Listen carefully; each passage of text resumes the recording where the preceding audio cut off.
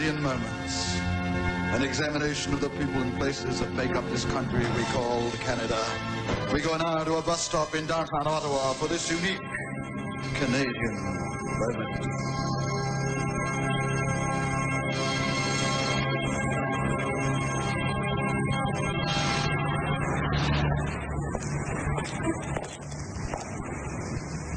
Oh, man. Is it cold? Ooh. Yeah, it is cold. Oh, yeah, it is cold. It is cold, all right. I don't. It's freezing cold. It's cold. Oh, it's so cold. It's real cold. Real freezing cold. Yeah. It is cold.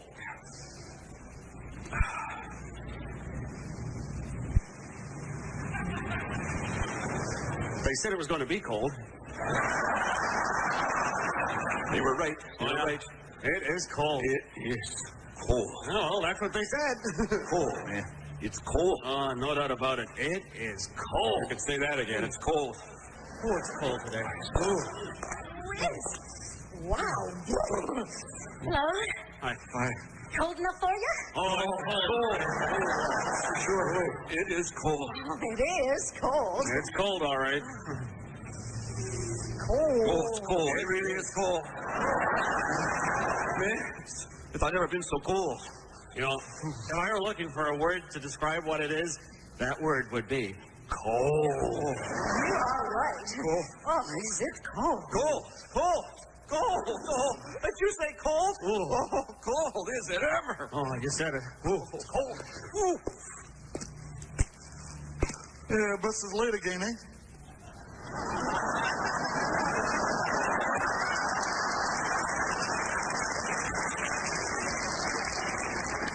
Like they're always pretty slow, eh?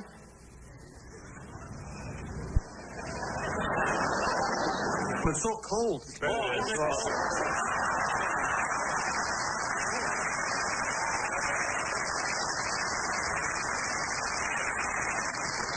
Man, it's cold. Yeah, right.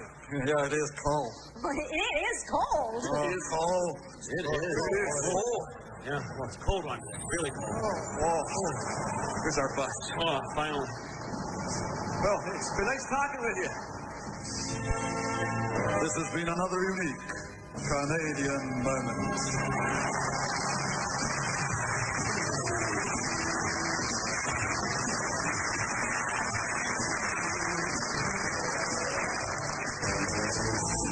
Do you want to make new friends, have great conversations about politics and the shape of the country? Then call the Party Line, the Conservative Party Line. It's fun, it's exciting, only $2.14 per minute. And that money goes directly into paying off the deficit we wouldn't have if we hadn't swallowed the Conservative Party Line. So call the Conservative Party Line and have fun. The Prime Minister is personally waiting for your call. Dial 1976 PMBM. Hi, how you doing? This is the Conservative Party Line. You are speaking with Brian, the party animal Mulrooney. Oh, listen, about the budget you just brought in, I mean, it's unfair to ordinary Canadians, eh? Yes, I know. But what you forget is I am no ordinary Canadian. Yeah, but that budget is like it's biased in favor of big business. Last year alone, 93 companies paid no taxes whatsoever. Well, I'm surprised to hear that fact. I had no idea the Conservative Party had so many corporate sponsors. Thank you for your call. All right. Who's next on the party line? Hello, BM the PM. Your budget discriminates against an innocent Canadian minority. Which group is that? Smokers. I didn't see no new tax on health food. I didn't see no new tax on bottled water or any of that vegetarian crap. The only thing you taxed was cigarettes. Sir, it sounds like you have a biased view on this topic. If it weren't for cigarettes, I couldn't survive. Cigarettes are my livelihood. Oh, you're a tobacco farmer? A pharmacist.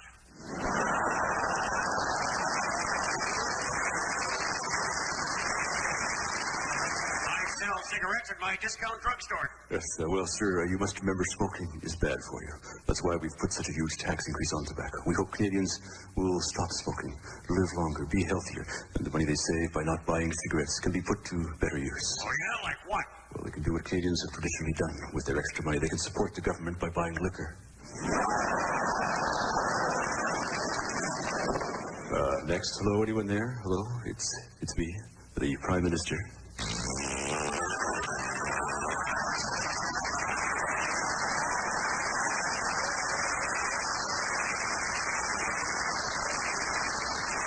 Well, it's always nice to hear from our civil servants.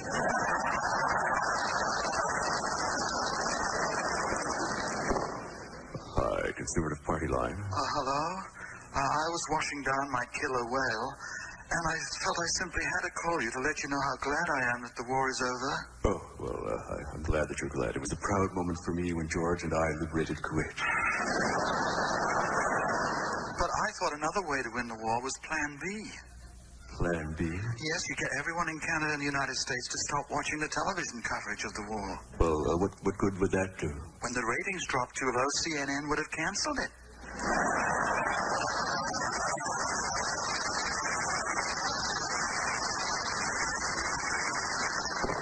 Hello, Brian on the line. Yes, I have several ideas about where this country should be headed. Oh, well, thank you. It's good to hear from you. This government always encourages well-informed and educated ideas. Well, I'm with the Reform Party, and... Stupid bigot. Next call, hello. Brian, it's George Bush here. How are you? George, friend, pal, buddy. George, we really showed them in Iraq, didn't we? We? Well, George, I didn't realize you spoke French. George, I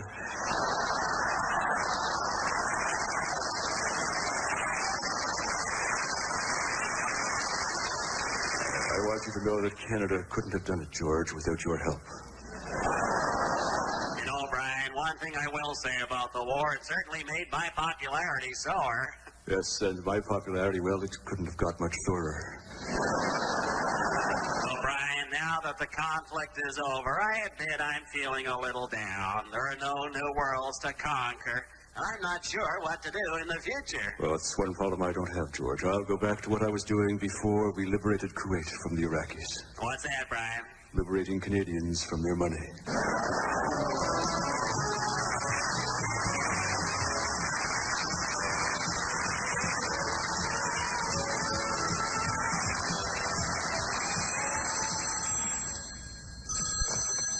Joe Clark's office, Bureau de Josephine.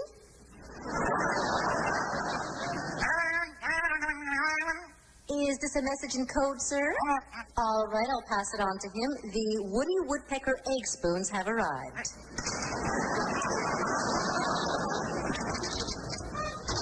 Hello, I'm Dr. Stevens. Mr. Clark is expecting me. I have to give him an examination for his life insurance policy. Oh, right, doctor. Yes. Mr. Clark, two things. Your Woody Woodpecker egg spoons have arrived. Oh, goody. And there's a Dr. Stevens here who says he's expected. Oh, tell him to wait. Bring in the spoons. Right, sir. He says he'll be with you in a minute, Dr. Stevens. Would you like me to get you a coffee? Oh, thank you very much. Black, no sugar, or cappuccino if they have. Oh, sure. I'll be back shortly. Excuse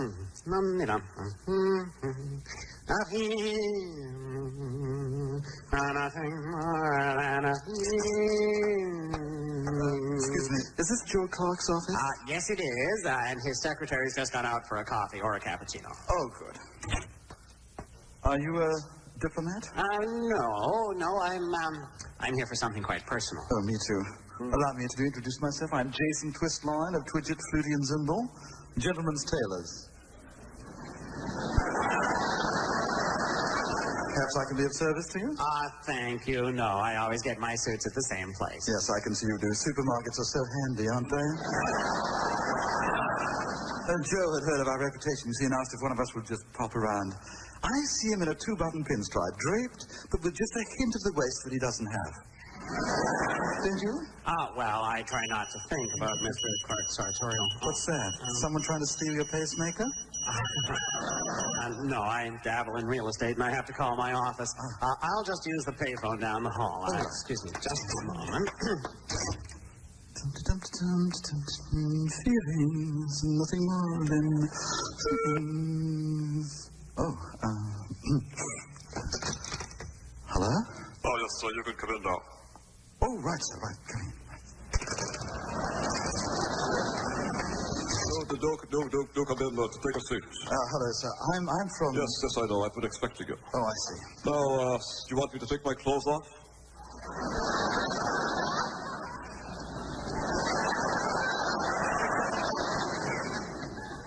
I'm on the horns of a dilemma.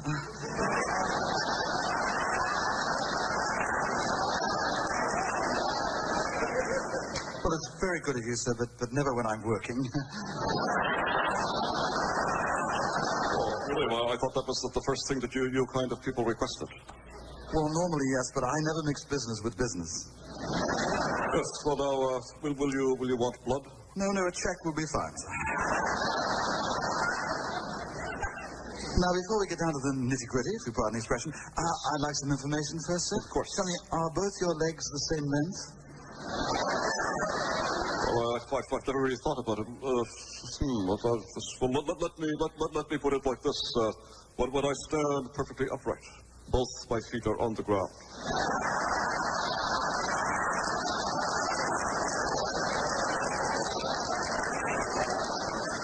Of course, I would imagine that if one was shorter than the other, one would be slightly off the ground.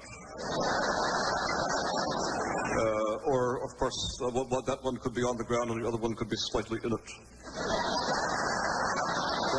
But again, if both feet were too short, they'd be both off of the ground, wouldn't they?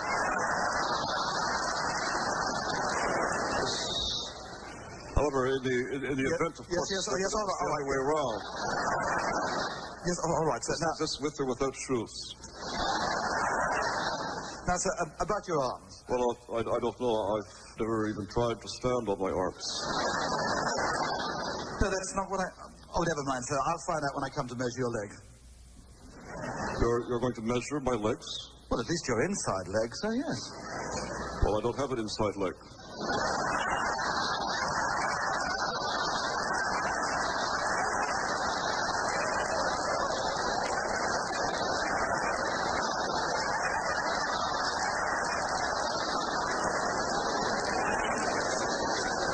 I just have the two outers.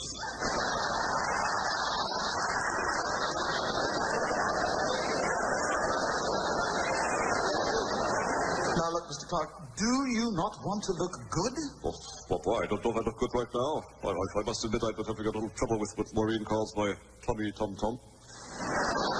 Really, sir? Where? Well, where everyone's tummy tum-tum is. Right here, at the top of my legs. Look, how many buttons do you want, sir? That's the one God gave me on my tummy tum-tum. Mr. Clark, we're getting nowhere. Well, don't worry yourself. We're quite used to that in this building. Now, look, so let me get this clear. Do you or do you not want one of my company's suits? Wow, what a deal. You give away a free suit with every medical examination? What medical examination? With my insurance. What insurance? Well, the insurance that... Oh, no, you're not catching me out like that. I'm getting used to it. They do it to me in the cabinet all the time. Hey, Joe, did you hear the Israelis have moved their capital to Cairo?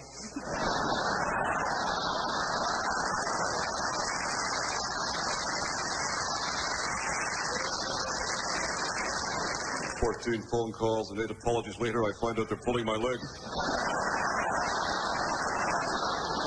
Perhaps then one is longer than the other.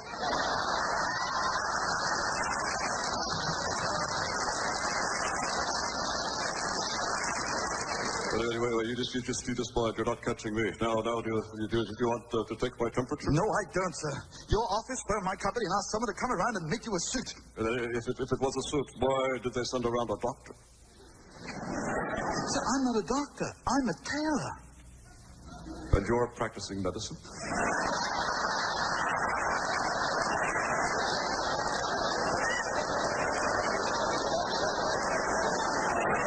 Aaron Beatty, here's about this. Oh, I see. We've been at cross purposes. You were talking how to dress like a toff, and I was talking bend over and cough. That's quite a little. Oh, I see. I understand now. I don't have an inside leg, just two ouches. Oh, wait till this gets around Ottawa. What a laugh. Get around Ottawa. Oh, no. This I've is been supposed to driving get out on this for years. I don't think you'll have time for that. No, you won't have time. Why not? Well, you're going to be too busy making the 20 blue pinstripe suits, double-breasted.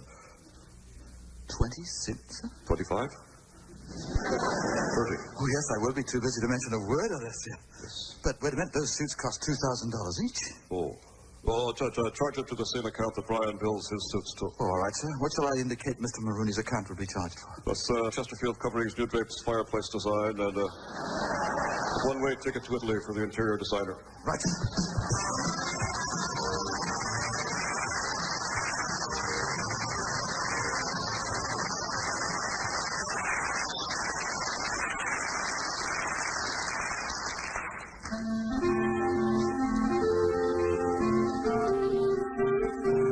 Hello, and welcome to Notions, the program with topics not good enough to be ideas.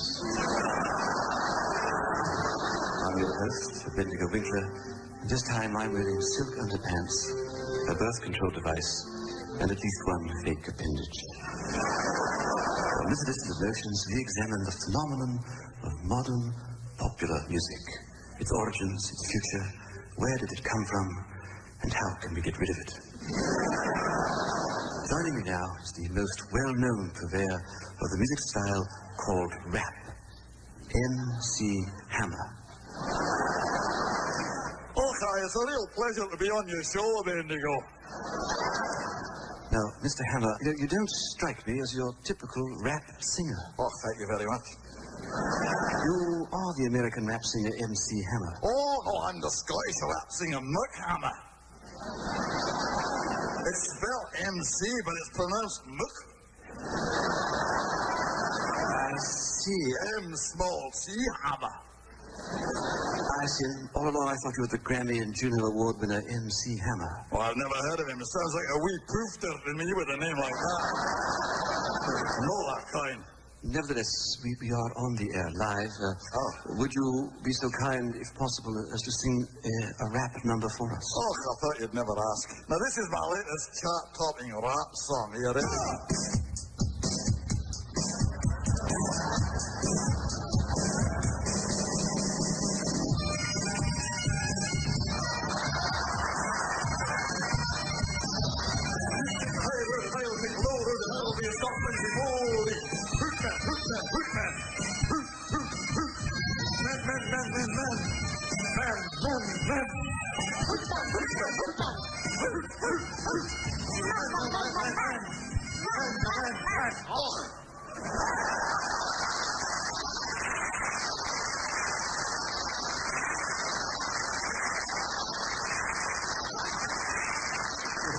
Thank you, Hamish McHammer, for that most unusual exploration of Scottish rap. It's now time to introduce my next guest, direct from the Soviet Union. It's Kiev's most popular rap singer, Two Live Uke. Welcome, Miss Uke. Oh, thank you, Bendigo, but please, just call me Too Live. Two Live. I take it that rap music is big in the Soviet Union. Oh, that's for sure. It's second most popular activity in country, well, next to getting naked in front of a pierogi. I'd like to meet this person, pierogi, one day. I'm sure our listening audience right now, though, would love to hear a Ukrainian rap selection. It doesn't have bagpipes, does it? No. Good. It's my pleasure to be presenting Tula Uke and my comrade translator here. Hello. We'll be singing Ukrainska Rhapsodia. A translation, Rhapsody in Yuk.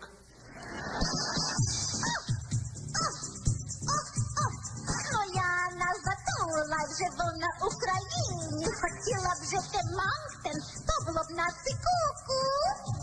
My name is Tulive. My home is in Ukraine. I would like to move to Moncton, but that would be insane.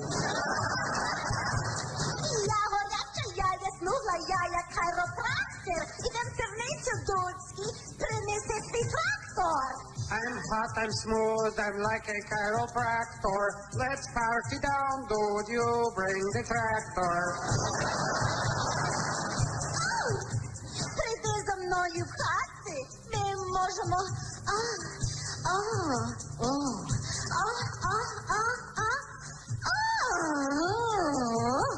Come back to my apartment and we can lift my barbells.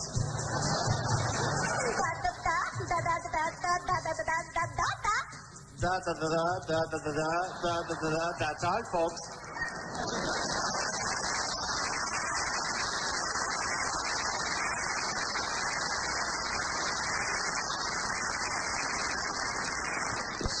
Thank you very much. True Live Uke from Ukraine.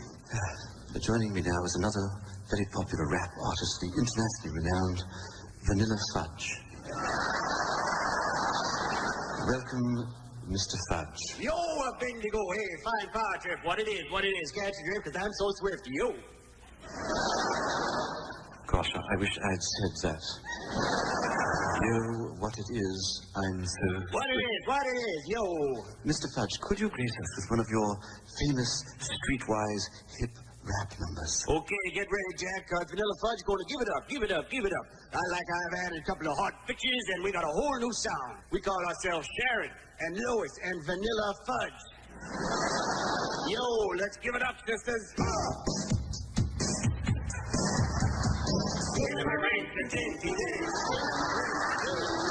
Yo, mama, I love you.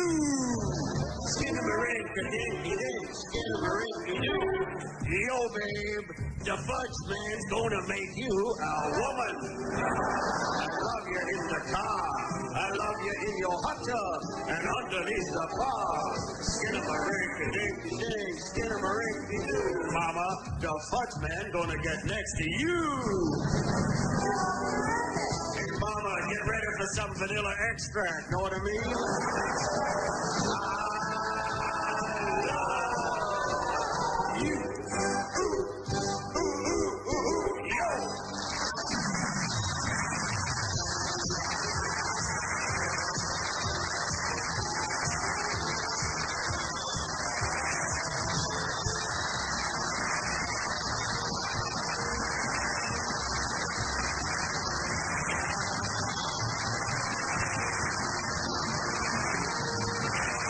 Canadian Air Farce, starring Roger Abbott, Don Ferguson, Lubbock Goy, and John Morgan.